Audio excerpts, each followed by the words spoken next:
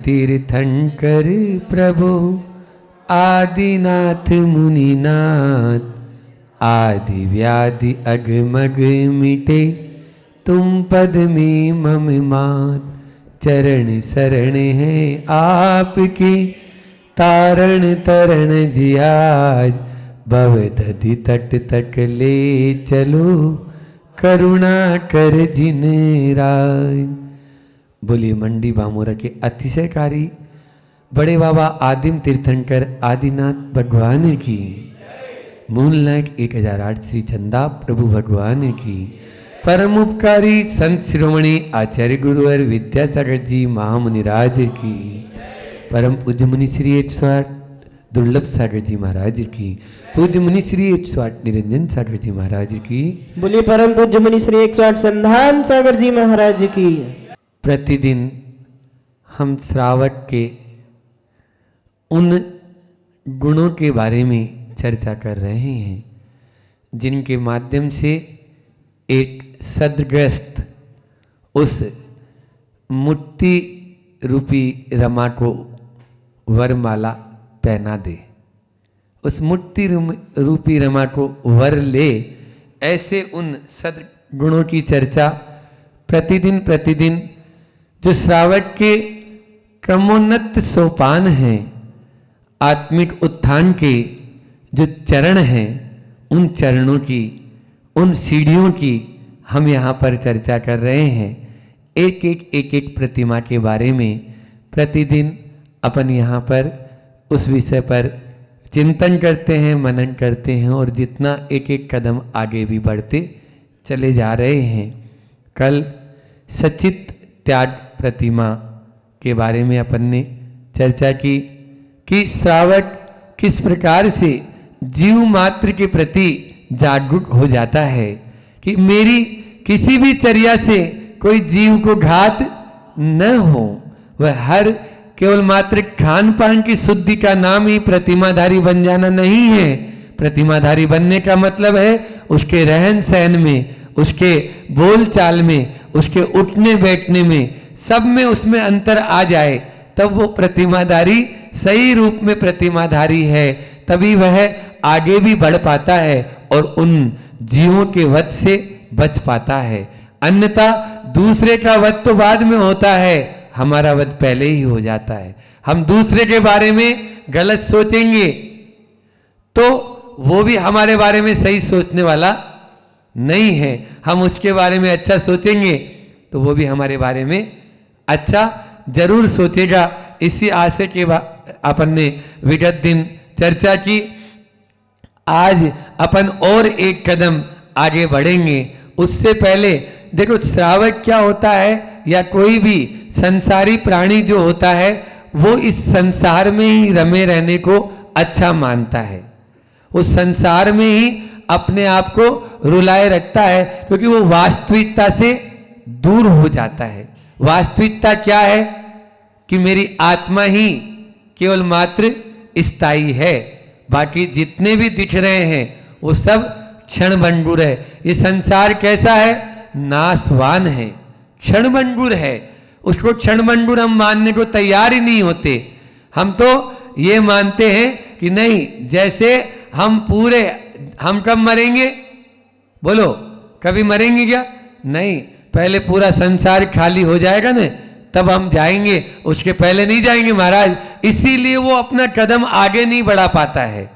अपना कदम आगे बढ़ाने के लिए क्या चाहिए? वो प्रतिपल ये बात सोचे कि न जाने अगला क्षण मेरा आएगा या नहीं आएगा।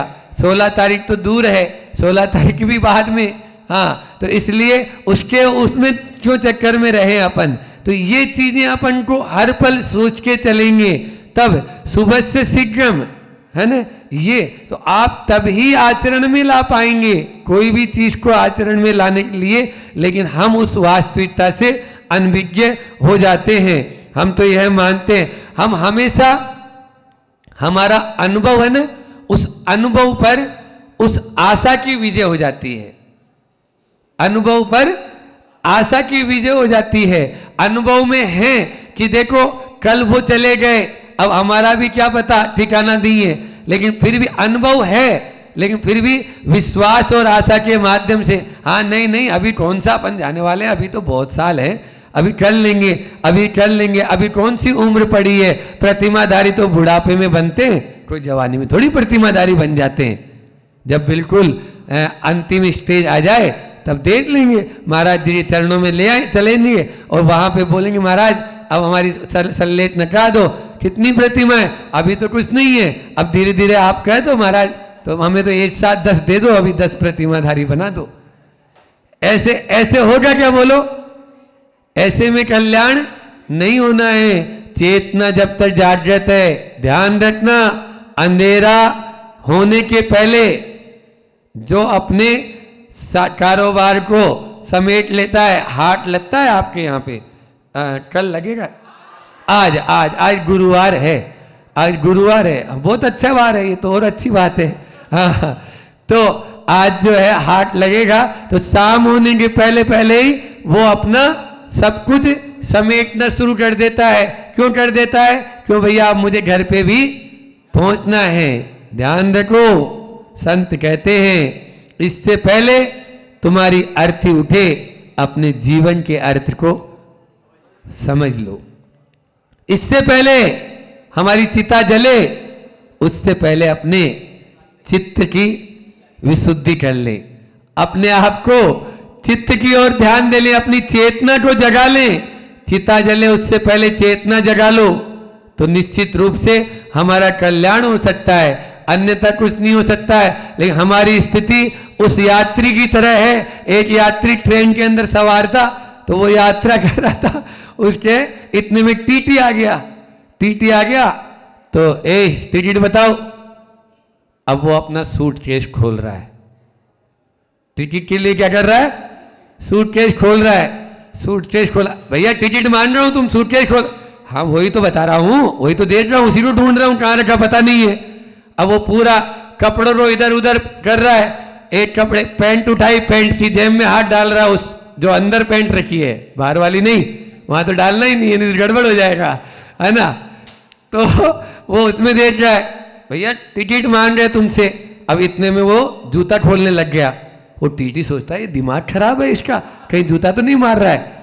बोले भैया टिकट ही ढूंढ रहा हूं, हो सकता है इसमें रख दिया हूं, मैं भूल चुका हूं टिकट कहां रख दिया है, समस्या ये है। अब इतने भैया टिकट दे, वो दूसरे जो बाजू वाला था उसके पॉकेट में हाथ मारने लग गया।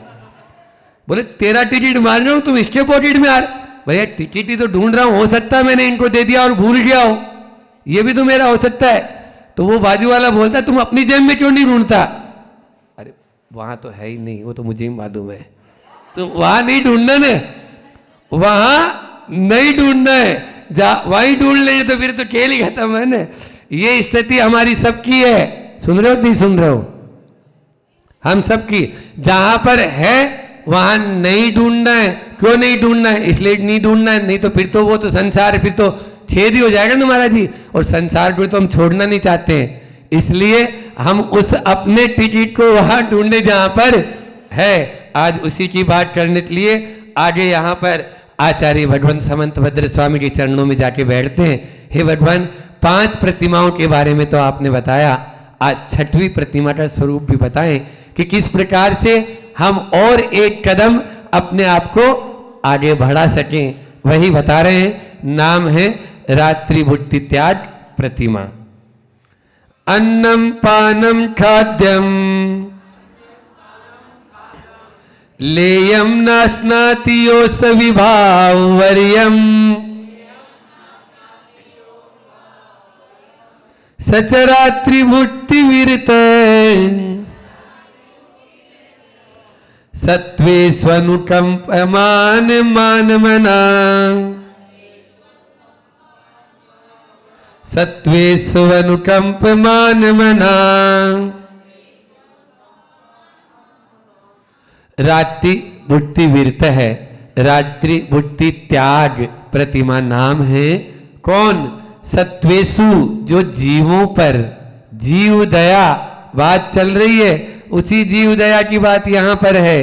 जीव दया जिसके घट घट में अब समा रही है, वो जहां पर सचित का त्याग कर चुका था, अब और आगे सोचता है कि भैया मैं जो है अभी तक तो रात्रि में भोजन करता था, अब नहीं करूंगा। क्यों? ऐसा ही है ना लखपति जी, ऐसा ही है। 5वीं प्रतिमा तक तो रात्रि में भोजन करता था, अब नहीं करूंगा। बोलो। चारों प्रकार के आहार का त्याग पहली प्रतिमा में ही बताया था आपको, दर्शन प्रतिमा में ही। तो जब चारों प्रकार के आहार का त्याग वहां हो गया तो फिर आचार्य भगवान यहां क्यों बोल रहे हैं? अब बोल रहे हैं वो भी 6ठी प्रतिमा में। तो नहीं, उसका भी अभी कारण बताते हैं। पहले कारिका का अर्थ, श्लोक का अर्थ देख लें अपन कि अन्नम पानम अखाद्यम और लेयम, ये 4 प्रकार का आहार होता है, अन्न पान खाद्य और ले। तो महाराज जी आपने पहले दूसरा बताया था, आज दूसरा बता रहे हैं। आप भी गजब के ही हैं। पहले उस दिन कौन सा बताया था? बोलो। खाद्य, स्वाद्य, ले और पेय। तो ये भी होता है, समझ में आया? इसको ऐसा भी बोल सकते हैं, वही चीज यहां पर है, घबराने की जरूरत नहीं है। खाद्य, स्वाद्य, ले और पेय बोलो, चाहे अन्नम पानम यानी अन्न पान। आचार्य समंत भद्र स्वामी उसी बात को यहां पर अन्न पान खाद्य और ले के नाम से उसको संबोधित कर रहे हैं। न अस्नाति, नहीं खाता है, विवाह वरियम, रात्रि में। विवाह वरियम मतलब रात्रि में। रात्रि में इन 4 प्रकार के आहार को वह नहीं लेता, नहीं खाता है। सत्वेश अनुकंपा, जीवों पर दया के भाव के साथ में वह रात्रि भुट्टी त्याग प्रतिमाधारी कहलाता है। तो अभी तक खाता था क्या? नहीं, अभी तक वो अनुमोदना कर लेता था। देखो, मन से, वचन से, काय से, कृत से, कारित से, अनुमोदना से, ठीक है ना? तो अभी कृत का त्याग था, वो स्वयं नहीं करेगा, लेकिन कारित और अनुमोदना का त्याग तो नहीं था। करा के करवा सकता है, और जो कर रहे हैं उनकी अनुमोदना भी कर सकते हैं। लेकिन अब 6वीं प्रतिमा ले लेगा तो वो किसी शाम होने के बाद में ये नहीं बोलेगा भैया भोजन कर लो, भैया बहुत देर हो गई। समझ में आ रहा है? ये नहीं बोल सकता है। इसलिए रात्रि भोजन त्याग प्रतिमा यहां पर इतना सूक्ष्म आ जाता है कि अब वह रात्रि की अनुमोदना, कारित और अनुमोदना भी नहीं करेगा। कोई दूसरा व्यक्ति चाहे कर रहा है चाहे नहीं कर रहा है। हमारे यहां पर पहले ऐसे ही होता था। जब आपके वास्को डी गामा जब भारत में आया तो उसने यही बोला, मैंने भारत की संस्कृति में सबसे अच्छी बात यही देखी, वहां सूर्योदय से जीवन की शुरुआत होती है और सूर्यास्त पर जीवन का अंत। मतलब जीवन का अंत मतलब यह है रसोई घर के ताला पहले रात्रि में रसोई में घुसते भी नहीं थे, बिल्कुल बंद। पहले ही मांझ मूंझ के सब रख देते थे।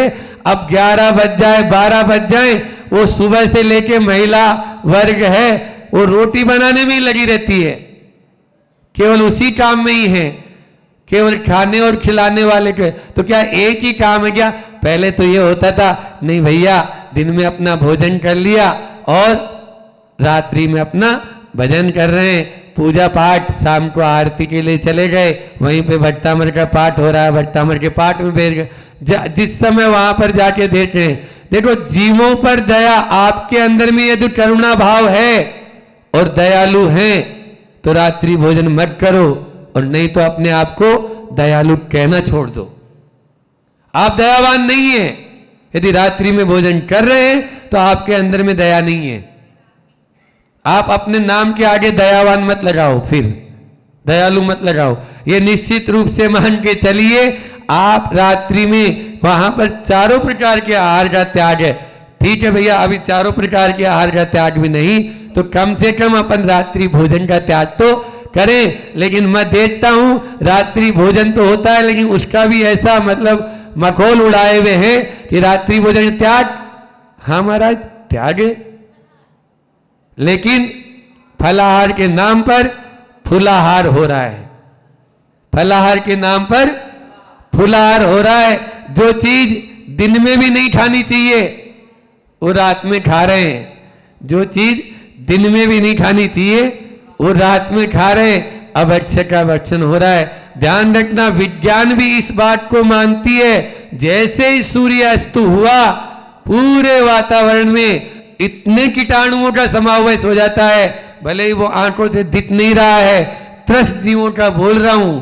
आप माइक्रोस्कोप लेके देखें तो थाली के ऊपर मंडराते हुए नजर आएंगे चारों तरफ। अब आप उसको उठा के मुंह में ले रहे हैं, ये क्या है? स्वास्थ्य भी गया, धर्म भी गया, पैसा भी चला जाता है, इसके माध्यम से सबकी हानि है। इसलिए कभी भी रात्रि में भोजन नहीं करें।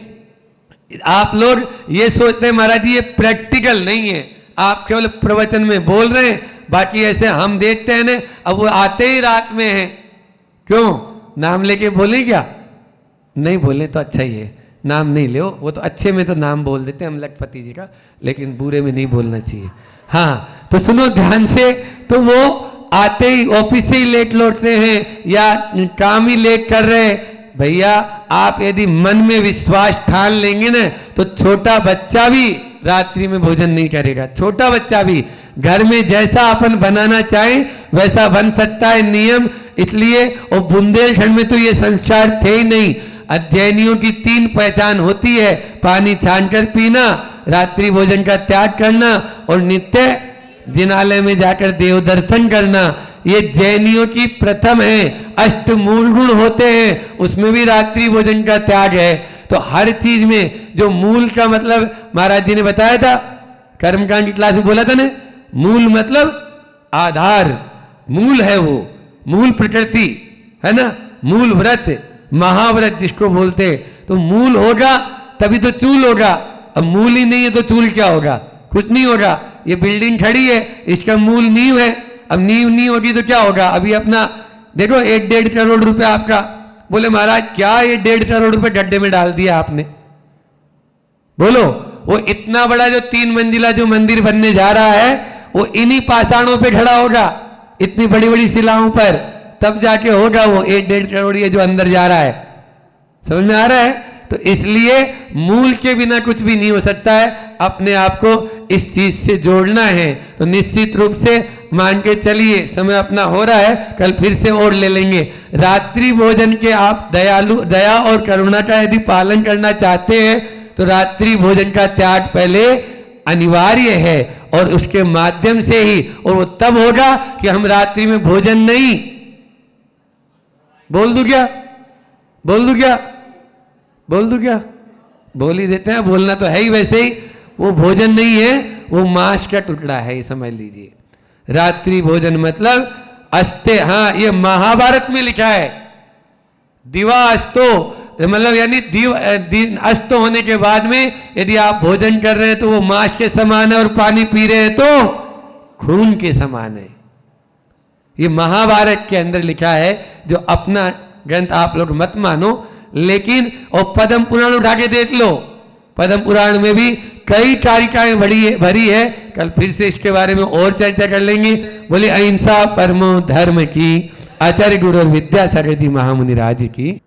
इतना तो कम से कम कर लेना। मत जाओ आप ढूंढने, अनाथालय में मत जाओ, आप कहीं मत जाओ आप, लेकिन आपके पास कोई आया है, आपके निकट कोई है, तो अगर आपको दिख रहा है तो 2 रोटी दे देना, उसको भूखा मत जान देना अपने पास से। बहुत से लोग हैं पुराण ग्रंथों में, बहुत सारे कथानक है, अनेकों कथानक भरे पड़े हैं इस चीज को लेकर कि जिन्होंने ऐसा कार्य किया है उनका कल्याण भी हुआ है। एक व्यक्तित्व है पुराण ग्रंथ में आया है, वो इतना दातार था, चाहे जो हो जाए मेरे दरबार से कोई भूखा नहीं जाएगा। और जरूरी नहीं है कि सब आपके जैसे हों घर में। उनकी धर्म पत्नी बड़ी कंजूस थी, वो अब कुछ कह नहीं सकती सेठ जी के आगे, लेकिन क्या करे, पूरा धन लूट जाएगा, मेरे बच्चों का क्या होगा, मेरे 2-2, 3-3 बेटे हैं, लड़कियां हैं, उनका क्या होगा। सेठ जी दिन रात, और बोल तो देते हैं, बनाना तो हमको पड़ता है, जो आता है उसको बांटते हैं। बहुत विकल्प था उनको, उनकी धर्म पत्नी को इस चीज को लेके बहुत लोभी थी वो। आप लोग तो ऐसे नहीं हैं, इस प्रकार के नहीं है ना, मत बनना उनके जैसे, नहीं तो देखो उसका क्या हाल हुआ, अभी मैं आपको बताता हूँ आगे।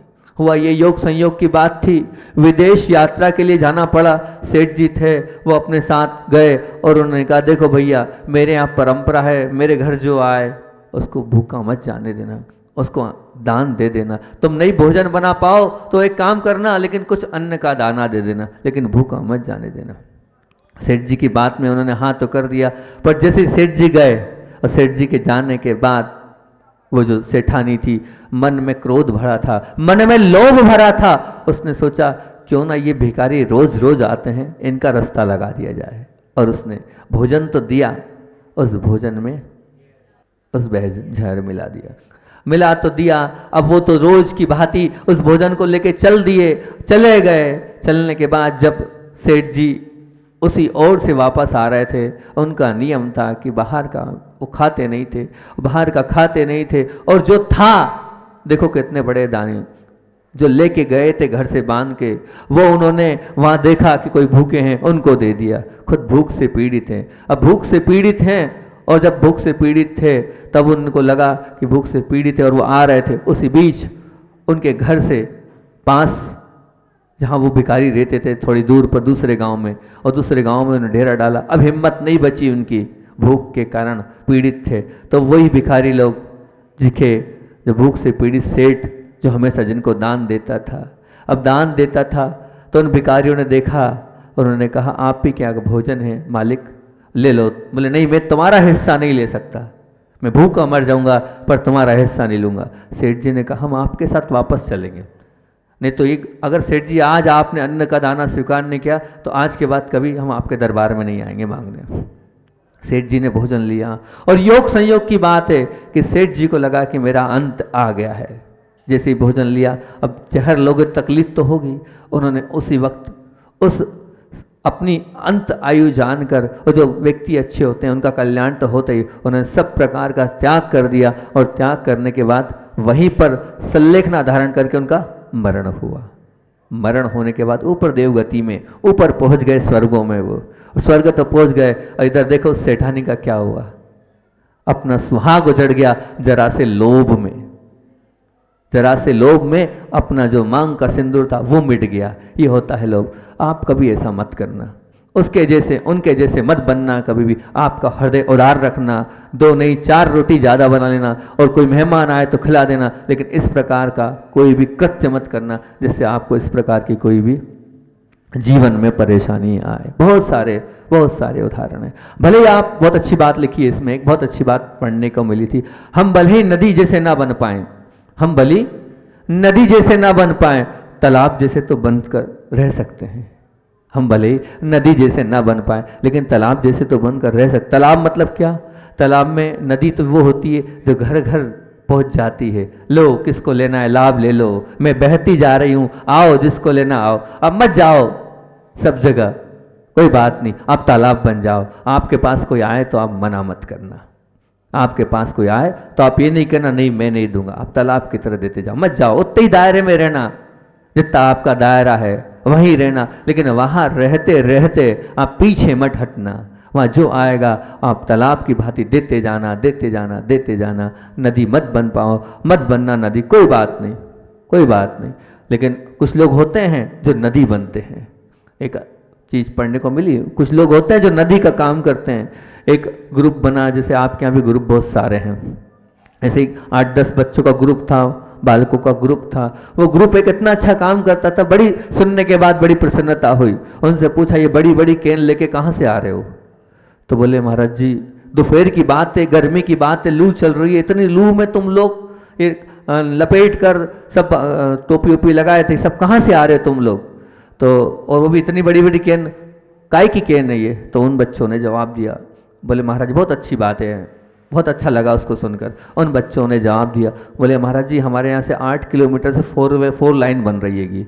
बोले वो बाहर से 4 लाइन बन रही है, उस 4 लाइन में बहुत सारे मजदूर लोग काम करते हैं, सैकड़ों मजदूर है जो उस धूप में काम करते हैं। हमें ऐसा लगा कि इन मजदूरों के पास तो क्या है, कुछ नहीं है, लेकिन ये रोड तो हमारे लिए बना रहे हैं, चलना हमें है। तो हम लोगों ने सोचा, और हम लोग क्या करते हैं, हम छाछ खरीदते हैं, और छाछ खरीदने के बाद 3-4 कैन छाछ भरी, और हम सब उन गरीब लोगों को छाछ पिलाते हैं, उन सबको हम छाछ बांटते हैं। मैंने बहुत अच्छा लगा, मैंने बहुत बढ़िया काम कर रहे हो। बोले उसके पीछे उद्देश्य यही है कि वो दिन रात मेहनत हमारे लिए कर रहे हैं, और वो उन्हें हमें कुछ ना कुछ तो देना चाहिए, इसलिए हम रोज प्रतिदिन, और बड़ी प्रसन्नता होती है जब उनको ग्लास वो छाछ का देते हैं और वो बड़े मुस्कुराते हुए लेते हैं, तो ऐसा लगता है हमारा तो जीवन सार्थक हो गया। हमने तो बहुत बड़ा काम किया। और वो पीते हैं। अब धीरे धीरे उनसे इतना जुड़ाव हो गया है, हम करीब 20-25 दिन हो गए, अब हमने उनका सब त्याग करा दिया महाराज जी।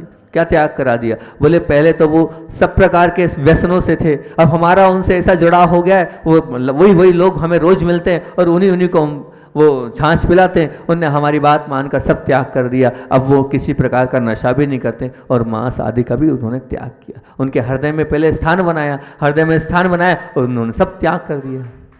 ये है, ऐसे काम करना चाहिए। इसको कहते हैं कार्य, सच्चा कार्य, सच्चा धर्म। ऐसा होता है सच्चा धर्म। ऐसे सच्चे धर्मात्मा आप बनो, ये हमारे भाव है। ऐसे सच्चे धर्मात्मा आप बनोगे तो बहुत अच्छी बात होगी। भूखा दिख जाए आप पीछे मत हटना, आप तैयार हो जाना उसके लिए। मैंने एक बार पहले भी आपको एक बहुत अच्छा वो बताया था, शायद बताया नहीं बताया मुझे याद तो नहीं है, लेकिन वो रेवती रेंज की घटना, रेवती रेंज की घटना हमने आपको सुनाई थी। बड़ी करुण वेदना थी कि मेरे आंख से भी आंसू आ गए जब भैया जी भोजन कर रहे थे रेवती रेंज में, जब पूरा लॉकडाउन था। और उस लॉकडाउन में एक चौके में भैया जी भोजन कर रहे थे और एक बालक उनको ऐसे देख रहा था भूखी नज़र से, और ऐसे वो उधर रोटी के ग्रास कर सुनाई थी। बड़ी करुण वेदना थी। जब बाहर भैया जी आए, फिर से बता देते हैं, कोरोना का वो काल था और उस काल में सब मजदूरी बंद हो गई थी और वो रेवती रेंज के बाहर मजदूरों के झोपड़पट्टी थे, उसमें से एक परिवार आया था और उस माँ और बेटा, माँ तो बर्तन मांजने गई थी, वो छोटा सा बेटा वहाँ भैया जी भोजन कर रहे थे उनको देख रहा था। वो इस प्रकार से देख रहा था, उधर वो भैया जी अंदर गरम गरम रोटी खा रहे थे, वो बालक ऐसा देख रहा था और आँख से ऐसा कर रहा था। तो भैया जी को लगा जरूर ये बहुत भूखा है और उसकी उस मासूम चेहरे को देख के लग गया। और वो बाहर आए, बाहर आने के बाद उस बालक से पूछा तो उसने यही कहा 2 दिन से भूखा हूँ।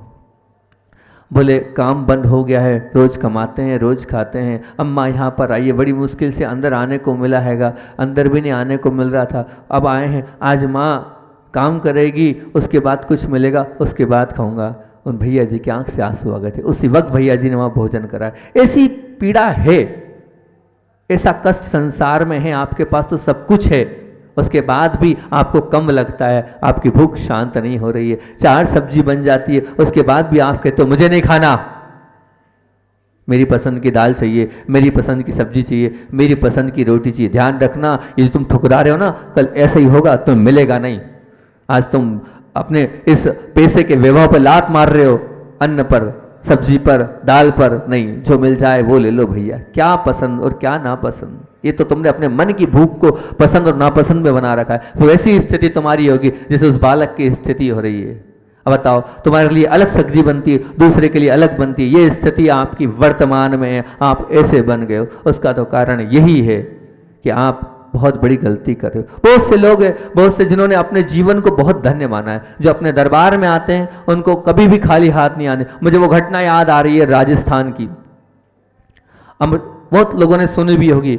उसमें एक और बीच में घटना सुनाता हूं। कौन नाम सुनागा? दीवान अमरचंद जी। वो दीवान अमरचंद जी जो मानना पड़ेगा अहिंसा धर्म का सबसे बड़ा भक्त था, जो आता था सबको सहृदय वो दान देता था, बिल्कुल बहुत अच्छा हृदय वाला था। और उससे पीड़ित होकर राजा से कहा गया, अगर ये इतना अहिंसा का पुजारी है तो शेर को ये शाकाहारी बना के बताए, शेर को ये भोजन करके बताए, तो हम मानेंगे राजा साहब कि ये सच्चा जैन धर्मी है। अब बताइए, शेर को और वो भी जलेबी खिलाना कितना कठिन काम है कि नहीं? लेकिन वो धर्मात्मा था, वो सच्चा धर्मात्मा था, उसको विश्वास था कि मेरे दरबार में सब आए हैं, मैंने सबको भूखा किसी को नहीं जान दिया है, तो अब मेरे लिए मैं शेर को भी खिलाऊंगा तो शेर भी मेरे कहने पे जलेबी खाने को तैयार हो जाएगा। 3 दिन तक भूखा रखा गया था उस शेर को। उसके बाद अमरचंद जी को नीचे उतार दिया गया था। उसके बाद भी सामने वाले की जो अमरचंद जी थे, उसका त्याग का परिणाम था कि उसने हजारों लाखों लोगों को भोजन कराया है। तो उस भोजन का पुण्य था कि उसने जलेबी खिलाई, उस शेर ने जलेबी खा ली। खाइए जलेबी। उनके विषय में ऐसा कहते, जो आता था वो हमेशा अपने अंदर बैठे थे, अंदर बातचीत चल रही थी। उसी बीच एक व्यक्ति आया और उन्होंने कहा कि बाहर से कोई एक व्यक्ति आया है, वो आपको आपका रिश्तेदार सा बता रहा है, साड़ू भाई बता रहा है अपने आप को। क्या बोला? साड़ू भाई बता रहा है अपने आप को। तो उन्होंने कहा कैसा है वो, कहाँ का है? उन्होंने पूछा, हाँ वो जरूर मेरा साड़ू भाई होगा, अंदर भेज दो उसको, अंदर भेज दो उसको। जब वो अंदर आया तो सब लोग हंसने लगे, फटे पुराने हाल में बिल्कुल। तो उससे पूछा, बोले भैया हमसे कहा गया था अगर कहीं मदद चाहिए तो वहाँ चले जाओ, उनके दरबार में कोई खाली हाथ लौट कर नहीं आता है। तो उन्होंने कहा नहीं नहीं, सही जगह है, आप मेरे साड़ू भाई हो। बोले आप मेरे साड़ू भाई हो, कोई उसमें कोई बुरे वाली बात नहीं, आपने सत्य बोला, आपने झूठ नहीं बोला, आप मेरे साड़ू भाई हो। वहाँ के सभी लोग जो बैठे थे उनने पूछा भैया ये साड़ू भाई कैसे, ये साड़ू भाई कैसे? तो बोले देखो धन की दो पुत्रियां हैं लक्ष्मी की, एक है निर्धनता और एक धनिक। तो एक की शादी इनके साथ हुई है, वो निर्धनता की, वो गरीबी की शादी इनके साथ हुई है, और वो जो अमीरी है और धन्नापन है उसकी शादी मेरे साथ हुई है। तब जब इनके साथ लक्ष्मी की शादी की नहीं हुई, निर्धनता की हुई, और मेरे साथ लक्ष्मी की हुई है, अब दोनों बहनें हैं तो हम साड़ू भाई हुए कि नहीं? हम तो साड़ू भाई हैं। ये गलत नहीं बोल रहे हैं, ये सत्य बोल रहे हैं, इन्होंने ये गलत नहीं बोल रहे हैं। और उसी वक्त उन्होंने जितनी मदद करना थी मदद करी। ऐसे भाव रखने वाला हमेशा ऊपर उठता चला जाता है, उसका निश्चित तौर से कल्याण होता ही होता है। आपके पास ऐसे भाव हैं, किसी गरीब को आपने कहा ये मेरा साड़ू भाई है, कभी कहा आपका हृदय हुआ कि वो गरीब है तो मेरा साड़ू भाई है? ऐसे भाव होते हैं जो सबको अपना मानते हैं। रिश्तेदार बनने, आप तो क्या होते हैं छोटे आदमी को रिश्तेदार बोलना बंद कर देते हो, और उसके पास गरीबी आती तो आप दूर हो जाते हो, अलग हो जाते हो। कहाँ का लफड़ा, कहाँ की टेंशन, दूर हो जाओ। अरे सगी रिश्तेदारी भूल जाते हो, भाई भाई को भूल जाता है। अगर वो छोटा है तो वो स्वीकार नहीं करते हैं कि हमारे चाचा हैं, हमारे रिश्तेदार हैं, ये स्थिति है। वो तो उस गरीब को क्या कह रहा, साड़ू भाई है। क्यों? क्योंकि वहाँ निर्धनता ने, उसकी पत्नी का नाम निर्धनता है और मेरी पत्नी का नाम धनिकता है। तो जो बहनें तो दोनों एक ही है, एक ही पेट की मालिकाएं हैं दोनों। तो मेरे साथ ऐसा आप बनो, आप भी ये कहो कि जितने गरीब हैं मेरे भाई हैं, मेरे रिश्तेदार हैं, मेरे अपने हैं, तब तो होगा कि आप सच्चा धर्म पाल रहे हो। अन्यथा ये तृष्णा की भूख ऐसी है, यहाँ तक कि आपसे तो वो त्रियंच अच्छा है। सिंह की, जिसकी अपन ने अभी चर्चा करी, वो सिंह बहुत अच्छा है। महाराज जी सिंह की तारीफ कर रहे हो आप, अपना समय हमने ध्यान नहीं देके टीवी चालू किया था। सिंह की आप चर्चा कर रहे हो, सिंह की भी चर्चा कर रहा हूँ। वो सिंह कहता है मैं जंगल का राजा हूँ, मेरी लंबाई 6 फुट, 6.5 फुट कह दो, और मेरी पूंछ लगभग 2 से 2.5 फीट, वजन मेरा 200-250 किलो, उसका वजन होगा लगभग 200-250 किलो वजन होगा, पूंछ होगी इतनी। और वो जब दहाड़ता है तो 10-10 किलोमीटर के लोग हिल जाते हैं। जब शेर दहाड़ता है ना तो 10-10 किलोमीटर तक के लोग कांप जाते हैं कि शेर आया है। पर वो शेर कब दहाड़ता है? जब उसका भोजन मिल जाता है ना, तो वो नहीं दहाड़ता। ये सब मतलब क्या है? इसका तात्पर्य कि उसमें एक बहुत जबरदस्त विशेषता है कि मेरा पेट भर जाए उसके बाद मैं किसी का शिकार नहीं करता हूँ। शेर की कितनी बड़ी खासियत है कि मेरा पेट भर जाए तो मैं किसी का भी शिकार नहीं करता हूँ, फिर मैं किसी के आगे दहाड़ता नहीं हूँ, फिर मैं अपनी क्रूरता नहीं बता रहा हूँ। मैंने कल परसों आपसे बात करी थी कि वो जमीन का गड्ढा भर जाएगा, वो कैसे उस मट्टी से, पेट का गड्ढा भर जाएगा भूख से, लेकिन आपकी जो तृष्णा का गड्ढा है वो बिल्कुल नहीं भरेगा। शेर कहता है मैं आप सबसे अच्छा हूँ। शेर कहता है क्रूर हूँ, सत्य हूँ, पर वो मेरी क्रूरता मेरे भूख के कारण है, मैं भूखा होने के कारण, मेरी मजबूरी है। परंतु आपकी क्रूरता क्यों? आपकी कौन सी मजबूरी है जो आप इस प्रकार से क्रूरता कर रहे हो? तो मेरे पास मेरी जो क्रूरता है वो मेरे खुद के पेट के गड्ढे भरने के लिए, परंतु आपका जो लोभ का गड्ढा है उसमें आप अगर क्रूरता कर रहे हो तो मुझसे ज़्यादा बताओ अच्छे आप हो कि वो शेर अच्छा है कि आप अच्छे हो? बताओ। शेर आपसे कई गुना अच्छा है, क्योंकि वो भोजन करने के बाद कभी भी आपको छेड़ेगा नहीं, वही आप बाजू से निकल जाओ। उसका पेट भरा है तो वो ये नहीं कहता कि एक काम करो, एक और शिकार खेल लो, बड़ी मुश्किल से मौका मिला, कल के काम आएगा, परसों के काम आएगा, नहीं नरसों के काम आएगा। ऐसा कोई काम नहीं है कि आप कैसे भंडार करे, वो आप कैसे संभाल के रखे, वो खूब ज़्यादा परिग्रह रखे, वो निष्परिग्रही है। शेर होने के बाद भी, त्रियंश होने के बाद भी वो निष्परिग्रही, जितना चाहिए उतना रखता है वो, उसके अलावा रखने के कोई भी उसके अंदर भाव नहीं होते। ऐसे भाव रखोगे तो आपका कल्याण। वो जंगल का राजा होने के बाद भी अनावश्यकता क्रूरता नहीं कर रहा है, अपने पेट के लिए क्रूरता है। और तुम जीव जगत के राजा होने के बाद भी अब तुम्हारे अंदर वो जो लोभ है वो भरा पड़ा है, आपके अंदर है ही नहीं वो सरलता, वो सहजता, आपके अंदर कुछ नहीं है। एक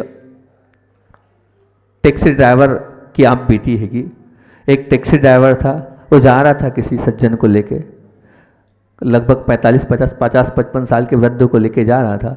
कहीं चने की दुकान आई तो उस टैक्सी ड्राइवर से कहा रोको, और उन्होंने चने खरीदे। एक की जगह दो दोने खरीदे। और टैक्सी ड्राइवर जो है उसको जब दोनों आगे बढ़ा तो बोला नहीं नहीं दादाजी मैं नहीं खाऊंगा। दादाजी बोलते नहीं नहीं खाना पड़ेगा। बोले नहीं दादाजी मैं नहीं खा सकता, मेरा तो जो किराया बन रहा है उतना लेने का अधिकार है, बाकी मेरा अधिकार नहीं है, मैं क्यों लूँ आपसे चने। तो बोले अगर आप नहीं लोगे तो मैं भी इसी वक्त टैक्सी से उतर रहा हूँ, आपको चने तो खाने ही पड़ेंगे। इतनी है आपके अंदर कि आपके साथ जो कोई ड्राइवर चल रहा है या कोई ऐसा नौकर चल रहा है, आप खा रहे हो, उसको भी उतने अच्छे उतने प्रेम से खिलाओ। और अगर करते हो तो बहुत अच्छी बात है, रखते हो तो बहुत अच्छी बात है, होना चाहिए। आखिर वो ड्राइवर जो टैक्सी ड्राइवर है, आपका ड्राइवर तो आप कर लोगे, लेकिन टैक्सी ड्राइवर के साथ आप ऐसा इतना अच्छा सलूक नहीं करोगे। ध्यान रखना, 10 किलोमीटर जाना है यहाँ से वहाँ, 10 किलोमीटर आप अपने ड्राइवर जो है वो जो आपका है उसके साथ तो फिर भी हो सकता है, लेकिन 10 किलोमीटर साथ जाना है, सिर्फ 15 मिनट का साथ है, 20 मिनट का, आधा घंटे का साथ है, उस ड्राइवर के साथ इतना भला आप नहीं करोगे। इतने भले नहीं हो आप, बड़े मंडी हिला रहे हो। 15 मिनट वाले साथ वाले ड्राइवर के साथ इतना भला आप नहीं करोगे। आपका परमानेंट ड्राइवर तो कर सकते हो। वो ड्राइवर ने बोला, बोले 35-40 साल हो गए मेरे को ड्राइविंग करते करते, दादाजी 35 साल हो गए, बचपन से ड्राइविंग कर रहा हूँ, ना पिता था ना कोई था मेरा, लेकिन पहली बार कोई ऐसा व्यक्ति मिला जिसने इतने प्यार से बोला चने खा लो, जिसने इतने प्यार से बोला है चने खा लो। ये चने में तो आपने अमृत दे दिया। चने खाए, चने खाने के बाद अब आपने दादाजी बोली, मतलब आपने मुझे बेटा बोला ही है तो मैं आपका पोता हो ही चुका हूँ। तो अब बस जब पैसे लेने की बात आई तो गाड़ी आगे बढ़ा दी, रोता रोता आगे निकल गया कि मैं कभी पैसे कैसे लेता हूँ, मैं मेरे दादाजी से पैसे लूँ, बिल्कुल नहीं। एक चने के 4 चने में उस व्यक्ति को खरीद लिया। कभी खरीद पाएंगे आप ऐसे? ऐसी करुणा है आपके अंदर?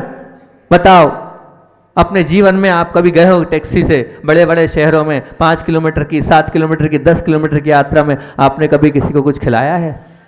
कभी नहीं खिलाया होगा। गलत बोल रहे हो आप। मुश्किल से मिलेंगे गिने चुने लोग जो उस 10 किलोमीटर की यात्रा में एक कभी जिससे कभी मिले नहीं, जिससे कभी कोई लेना देना नहीं है, और उसको खिलाए पिलाओ। ऐसी करुणा, ऐसा हृदय आपका होगा तो बहुत अच्छी बात होगी। बोलिए आचार्य भगवान विद्यासागर जी महामुनि राज की।